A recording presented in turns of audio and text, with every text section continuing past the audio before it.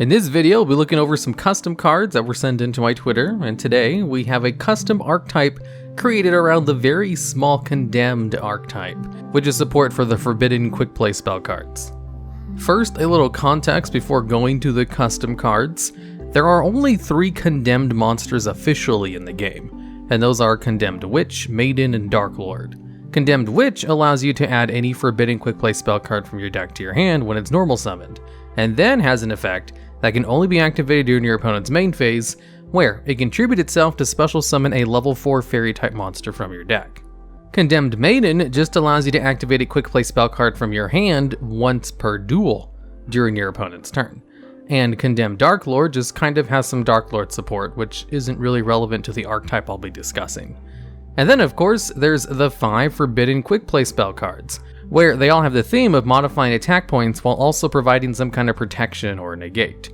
Like Forbidden Chalice allows you to increase the attack of a monster by 400, but it also negates that monster's effects, so it's really good to use it on one of your opponent's monsters. Now let's get into the custom archetype. First up, we have Condemned Apostle. It's a level 4 fairy type monster that's dark, and it has the effect that, when it's summoned, you can add the quick play spell card Forbidden Scripture from your deck or graveyard to your hand. Forbidden Scripture is probably the least useful of all the forbidden cards, as it just has the effect where it can only be activated when 2 monsters are battling, where it then resets the attack and defense of both of those 2 monsters, and then negates the effects of all other cards on the field until the end of that battle. So, not a very good card to add, but let's continue. Its second effect can only be activated during your opponent's main phase, where you pay 1000 life points in order to special summon a condemned monster from your hand or graveyard, up to the number of set spell or trap cards you control. So if you have a whole bunch of spell or trap cards set, you could potentially summon up to 4 monsters from your graveyard during your opponent's turn, which is kind of broken. But only kind of, because you can only do this during your opponent's turn, and it does require a little bit of setup, so it's obviously focused on a more control type deck, similar to Eldritch, where you gain advantage during your opponent's turn or outside of your main phase. And the effect is obviously based on the effects of Condemned Witch, since it has a quick effect activated during your opponent's main phase, and the life point cost is very reminiscent of Dark Lord cards, as pretty much all their monsters require you to pay 1000 life points to use their effects. So right off the bat, I kind of like it. Yes, it's obviously broken with the potential +5 in card advantage, but it's only during your opponent's turn, which, funny enough, does a lot to rein in the power level of the card. Next up, we have Condemned Aspirant. Pretty much all of the main deck monsters are level 4, have the effect to add one of the forbidden quick play spell cards from their summon, and then have an effect they can activate during their opponent's main phase. So, this one allows you to add Forbidden Lance to your hand, which is definitely a lot more of a usable one, since it can lower the attack of a monster by 800 and make it unaffected by spell or trap cards that turn. Its quick effect allows you to pay 1000 life points during your opponent's main phase to set any number of forbidden quick play spell cards from your hand to your spell and trap card zone, and then they can be used that turn, and then you get to draw cards equal to the number of cards set in this way. Again, a little broken. This could allow you to draw up to 5 cards, and set up the effect of the previous card on this list. And now that I think about it, pretty much all of these condemned cards have an effect that allow them to search on summon, so you would gain a little bit too much advantage from them. So far, the first 2 have been kind of crazy with the potential advantage they can give you, but I do like how it's only potential advantage. There is a lot of setup you have to do in order to gain the mass amounts of advantage from them, but it is still a little bit too much.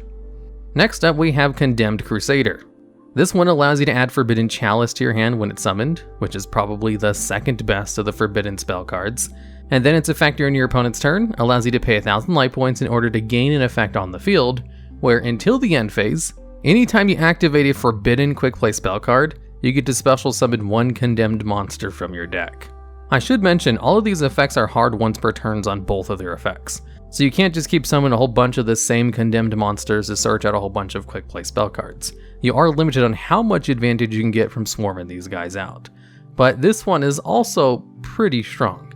This would heavily incentivize you to use all of your forbidden quick play spell cards because you would just gain advantage from doing it.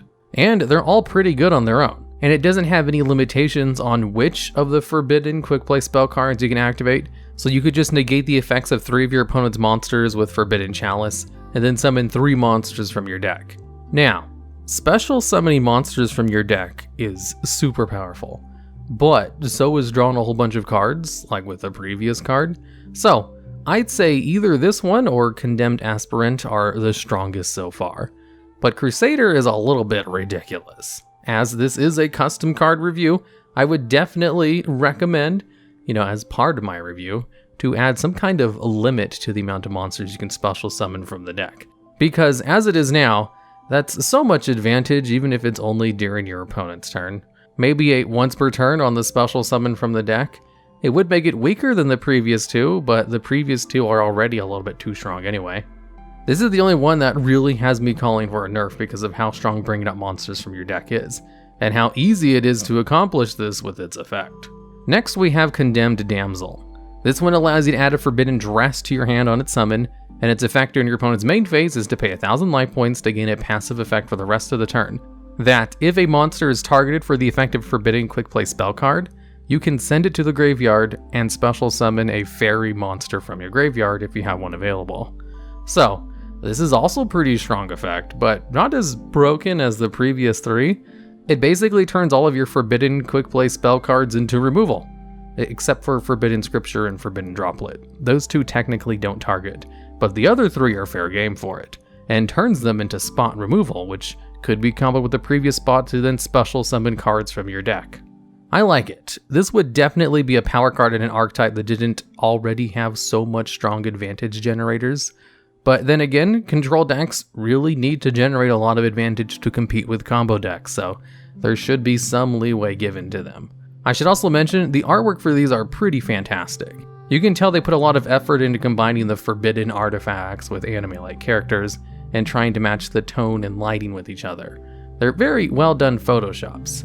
Not a lot of people put this much effort into their artwork, and I really love how most of these cards have proper problem-solving card text. A lot of the cards that get sent in definitely do not. And next, we have what looks like a boss monster of the archetype, Vengeance of the Condemned.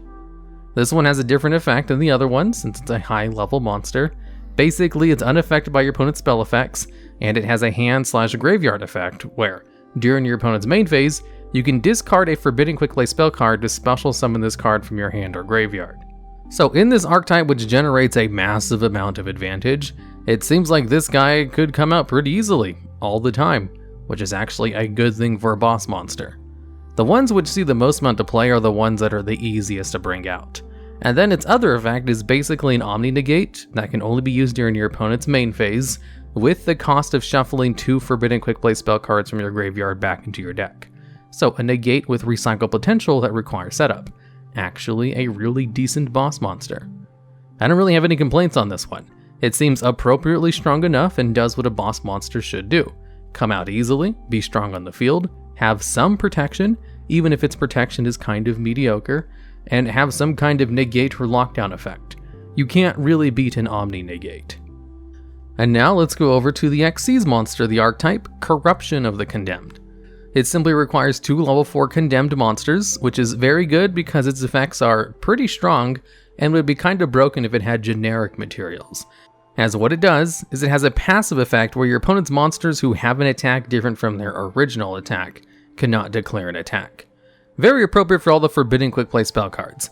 And then it has an Omni Negate which can only be activated during your opponent's main phase, where it contributes itself in order to negate the activation of a card, and then if it had any Xyz materials attached to it, you can special summon a level 4 fairy type monster from your deck or graveyard. And of course it has a hard once per turn on its effect. Honestly, with how absolutely strong 3 of the main deck monsters are, this Xyz monster is pretty reasonable in comparison. Don't get me wrong, it's still good. An Omni Negate that lets you special summon from your deck would definitely see play in normal Yu-Gi-Oh! It's just some of the other main deck monsters have the potential to go +5 with their effects. Although, having 2 ways to gain Omni Negates through your own archetype is really good nonetheless. Alright, and then we just have 2 trap cards for the archetype. The first of which we have Descent of the Condemned. This is a trap card that has the condition that it can be activated from your hand during your opponent's main phase, and then has 1 of 2 effects you can choose. Either add a condemned monster from your deck to your hand, or normal summon 1 fairy monster. Since you can use this during your opponent's turn and it basically just generates advantage, I can't really see it being that useful, to be honest. The rest of the archetype does a good job of doing everything, but this one is actually kind of slow and a little bit underpowered to an extent. It kind of reminds me of the Nordic Search card, which is also a trap card that allows you to add any Nordic monster from your deck to your hand, where the Nordic decks do play that card, but they don't like to because they have to wait a turn to just perform a normal search. Being able to alternatively normal summon isn't that much better, since it's during your opponent's turn, as there's already a whole bunch of other cards that allow you to gain the effect of normal summon during your opponent's turn that don't really see play because it's not a big deal.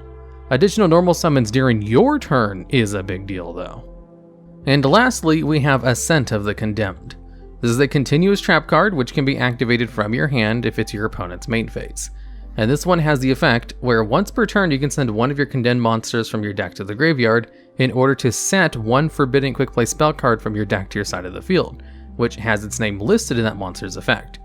And also that card can be activated this turn. Now this card only has a soft once per turn on its effect, but it does have a hard once per turn on the card being activated itself, which you don't see very often. I can only really think of Gem Knight Lady Lapis Lazuli, who has a similar effect, where the card itself can only be brought out a single time per turn.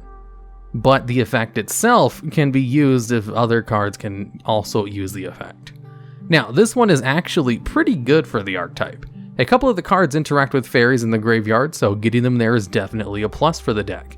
It also allows you to get more forbidden cards from your deck directly to your field where you can then activate them immediately. So it's basically just pure advantage and can be activated from your hand, but doesn't seem very necessary since it's only during your opponent's main phase. And you can already activate the card during your opponent's main phase if you just set it normally. And the archetype doesn't really have ways to search out its trap cards, so it's not like you can search this card out during your opponent's turn and then activate it immediately, like you can with Phantasm Spiral trap cards. Same with the previous trap card, Descent of the Condemned. It would be much better if it could be activated during your turn, which is what's useful about being able to activate trap cards from your hand.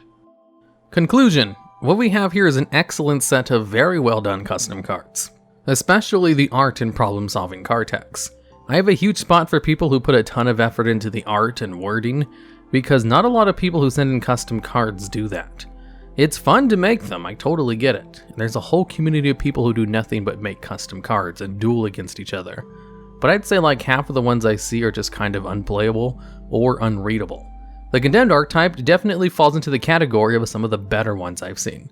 As a final review, a couple of the cards are a little bit too strong, but I like the idea of the deck, which basically only pops off during your opponent's turn, and doesn't really do anything at all during its own turn. It's able to gain a whole bunch of advantage, but only during your opponent's main phase. So if your opponent just gets rid of one of your condemned monsters that you summon before their turn starts, you're kind of dead in the water and can't make use of any of that advantage.